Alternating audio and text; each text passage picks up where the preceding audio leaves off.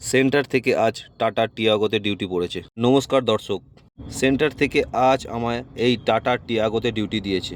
গাড়ি নিয়ে যেতে হবে সাঁতরাগাছি স্টেশন থেকে, পিক আপ করে আনবো বজবজ পূজালি। ওনারা পুরী থেকে ফিরছে, তাই পিক আপ করার জন্যে সকাল সকাল বেরিয়ে পড়লাম। অনেক দিন পর এই সকাল সকাল ট্রিপটা পেয়ে ভালোই লাগছে। সকালবেলা সুন্দর একটা পরিবেশ। আমি অনেক দিন পরই এই সকালবেলা ট্রিপটা করছি।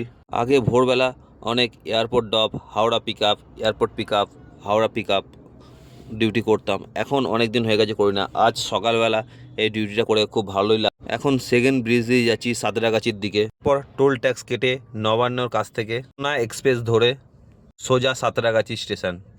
দাদা আমাকে ফোন করে দিয়েছে, উনি স্টেশনে চলে এসেছে। স্টেশন থেকে 5 থেকে 7 মিনিটের দূরত্বে আছি।